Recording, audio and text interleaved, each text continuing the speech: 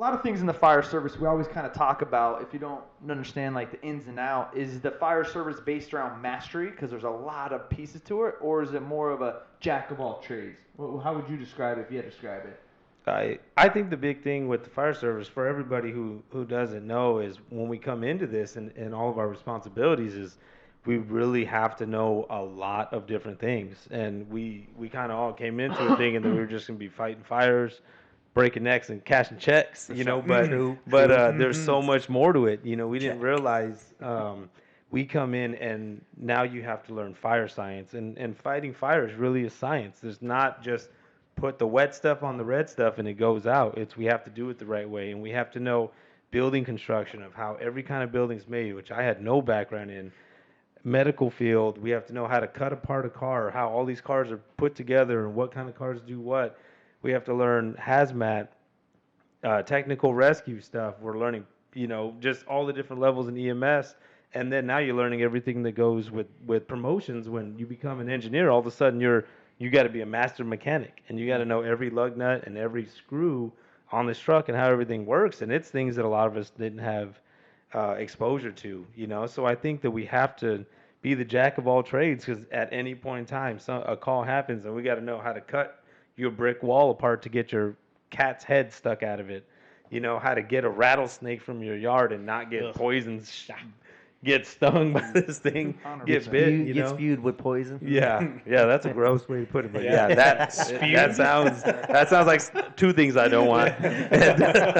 And like what other things do you guys notice that I may have missed? Like hazmat.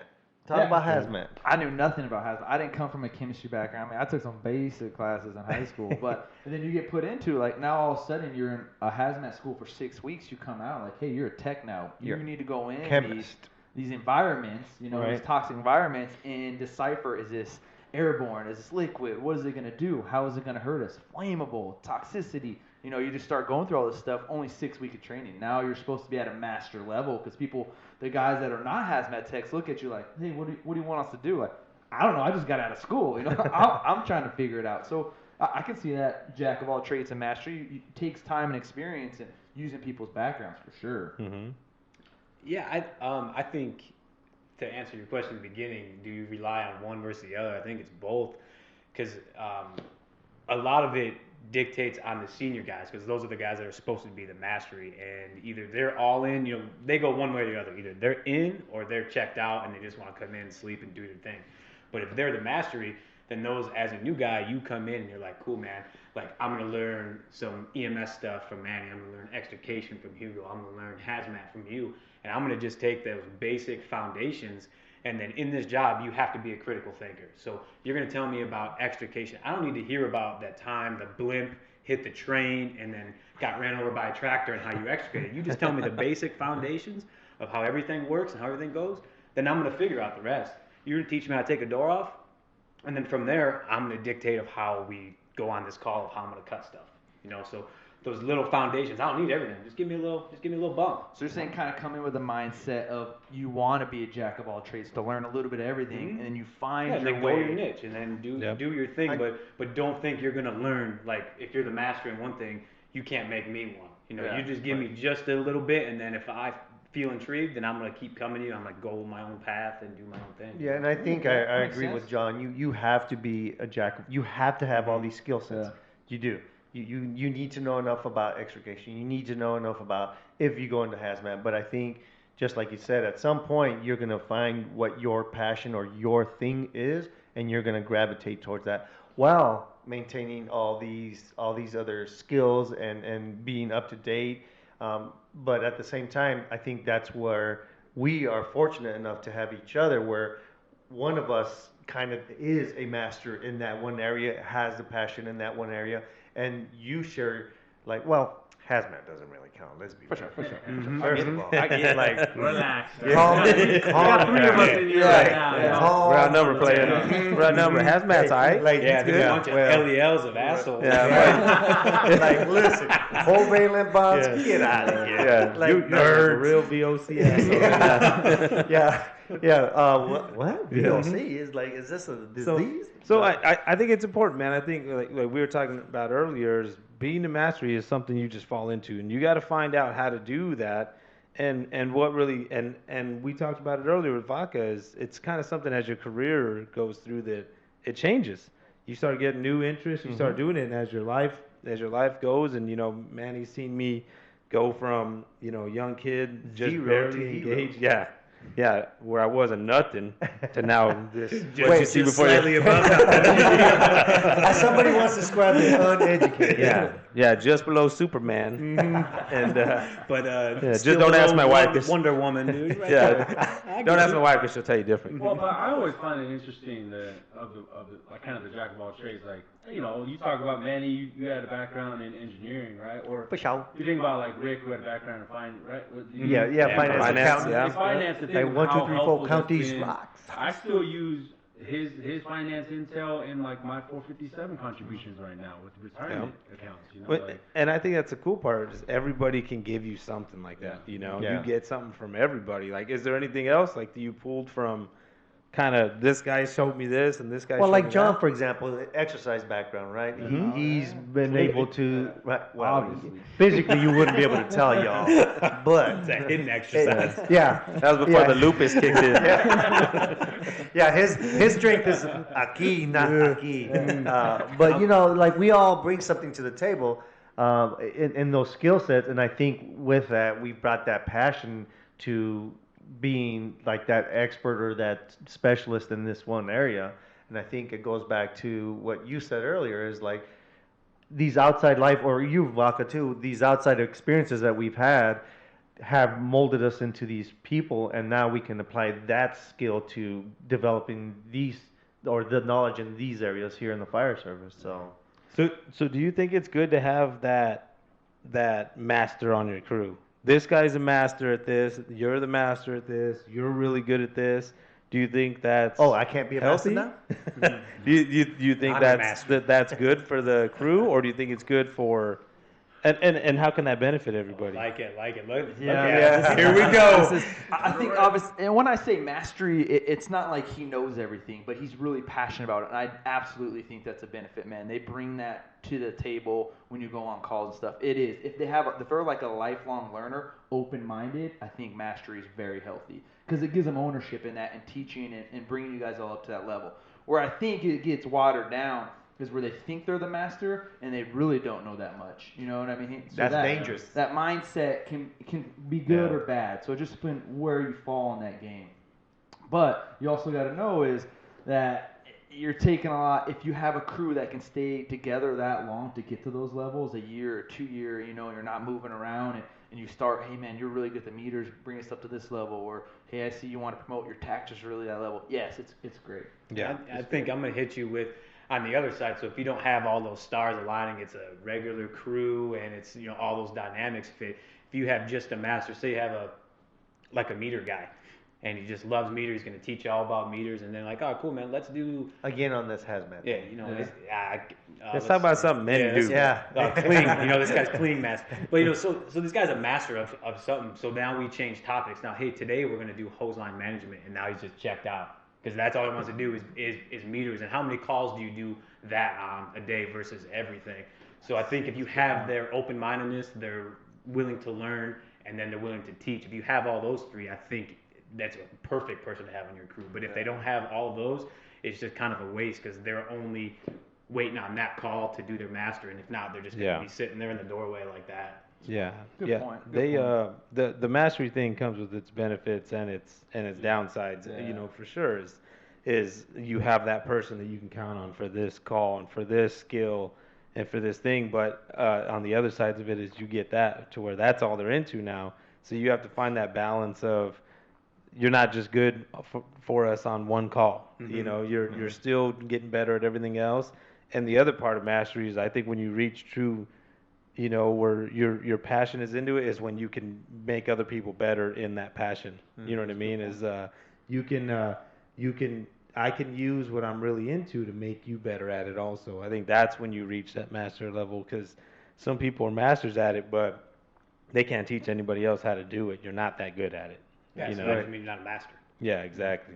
So there's a couple things to it. Which is better is is there up and downsides to either one? And there definitely is. You know, it's jack of all trades. Sometimes when we're kind of good at everything, that gets us comfortable. You know, but when we're really passionate, we want to master something. That's kind of what we use as our motivation. And I think I've always been how do you get from lacking one or the other?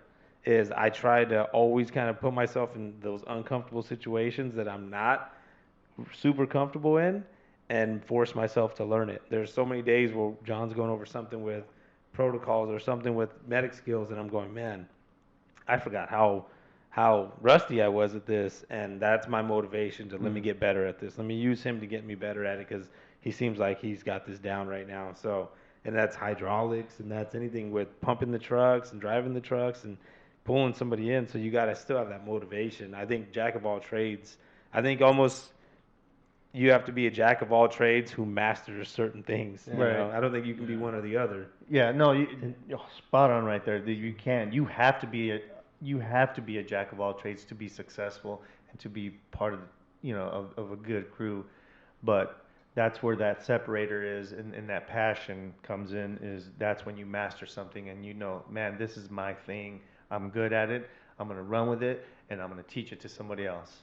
And this topic came up. Somebody reached out, and a new guy on a department and was asking, like, "Hey, man, is this mastery like? Should I just be a good firefighter backseat EMT? You know what I mean? I'll master the EMT and master just the firefighter." And didn't want to open his mind because he thought he had to be so good at that. And then 12 years down the road, he's still in that because he thinks he hasn't mastered it. So there's times where, like, yeah, hey, it's really good your first year, second year is to work at that jack of all trades and learn a little bit of everything. About that third year is where you really start thinking, like, hey, maybe I should go to paramedic school. Maybe I should go to hazmat. Maybe I should start thinking about promoting, like, that mindset. You know what I'm saying? That's where that kind of came up. Should I try to master this, or should I try to do a little bit of everything? That's why that senior role, man, is so important, dude, that I think all departments lack, dude, because it's so 50-50 of which way they're going to go. Because, like, I have friends in Phoenix that are like that. You know, I was asking them if they're going to promote, and they're like, nah, not yet. And they, 5-8 years on, they're like, nah, not yet. I got to do the backseat thing first. And just doesn't make sense. So it all just kind of depends on where you fall. It's almost like luck of the draw. You're going to have a guy that's going to tell you, hey, man, do it right now. Yep. Start doing stuff, or you get, guys that we used to have that say, no, you got to learn the backseat game first. And, You don't want to get stagnant, 100%, and you don't want to think that you can't go into, or you can't promote, or you can't do something. But it's also not a bad thing if you just want to be a firefighter EMT. That's okay. There's nothing wrong with that, and you still can add value and still be mastering things that you do bring another level if you're really good EMT. Best person in the backseat of me, Oscar, man, EMT. He keeps me in line for calls like, oh dang, you're right. Do this, do that. Paramedic. We are a team, so it does help. He's actually mastered it. Yeah, and, he loves it. And he's still down to grow, and he's Loves it. still down to teach and learn. So he's got those three things, and that's why he's so effective in the back. But he's also not staying back there. He's transitioning to the front with this next captain's test. Exactly, So yeah. there's a Good reason point. for his motivations as well. Great and point. not saying that came out weird, not reason for it, but that's why he is that way. He's getting better, and now he's going to be a captain. Agreed. Yeah. Because I think we get in that mindset where the get really good at this means I'm just gonna get good at that, and I'm not gonna. And the people don't understand that the way to get better at it is to do other things to learn how to be a good engineer is gonna make you. Some guys say, I don't want to really drive the truck. I don't want to do this. Learning how to be an engineer is gonna make you a better firefighter, even if that's not what you want to do. If you want to go straight to being a captain, how do you manage that engineer if you don't even know what he's supposed to do? You don't know what his job is. Right. So if you don't learn that part of it, you have to know how to manage them and how to help them grow and get better too. You have to have that skill set. So jack of all trades does come into play when we're talking about these things. Is how do I help you grow if I don't know it? If I make fun of hazmat all day and I don't learn some hazmat, how do I help John grow? With him being on my truck and he's a hazmat tech, I have to learn that also, and that's where we have to kind of rely on. We can't just say, well, no, this is what I'm good at. You figure that part out. I have to know some too. And I think on the I guess deeper sense, being a jack of all trades, and this is one of the things that I've always felt. For me, in my personal way, I've come up through this career, is I want to know enough about everything so that way, if something goes wrong, how do I help my firefighter? How do I help my engineer fix it? Prime example is, if something's going wrong with the pump, how can I help him troubleshoot? Because if I can't help him, then we're all going to be in trouble. If I can't help him get water to that hose line, right? So, for example, paramedic school. When I promoted, I felt it was important for me to go to paramedic school so I could be part of that solution. If something's going sideways, I can at least contribute to the solution. Not that that's for everybody, but that was for me personally. The same thing, promoted as an engineer, I felt it was important for me to be an engineer and be a good engineer at that. So that way, if and when that situation ever arose that my engineer was in trouble and I needed to help him, I had enough knowledge, I have enough, I'm a jack of enough trades that I can help him. So that's been my personal philosophy on this entire process is I'm going to be part of the solution, and that's, I got to know enough about it, enough. Yeah, because of you these should know things. the job above and below.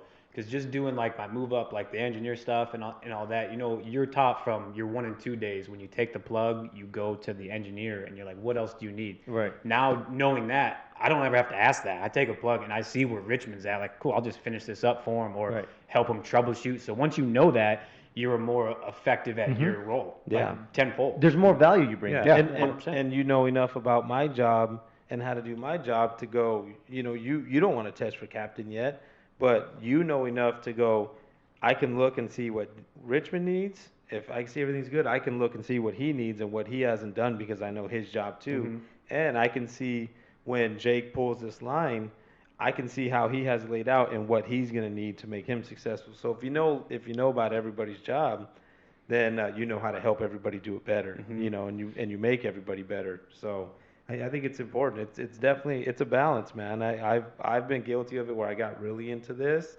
and then got exposed that, man, this got really rusty, so it's hard, and it's a very demanding job of not getting rusty of a lot of things, right? I think you said it earlier, being a life learner, man. You Life have to. learner. Oh, for sure. You have to. I love it. And just a little simple thing like, hey, what channel is it, Skip? And Yeah. you didn't hit the channel. Yeah, because Thanks, all man. right, I got to help him. I can tell he's missing something. Yeah. Let me help him real quick. Exactly. Just that small thing. I put a smile on my face every time. Yeah, K9. Everybody knows K9, man. Like, oh yeah, K9, like I said earlier. Yeah. So yeah, I think it's a good topic, man, and it's something that we all deal with, and something we all see, and it's one of those. It's a fine line to walk for sure in this job. Something to go home and think about, man. Sit down, think about what your passion is, and start applying energy where you know you're not as good, and then start there, and then build up, and then surround yourself with people who do have that skill set. That's something. The best thing we learned early, man. Find those mentors and start picking their brain, dude. If they're open to teach you, not tell you, all in, man. All in. Yeah. That was a good one. Facts. #facts.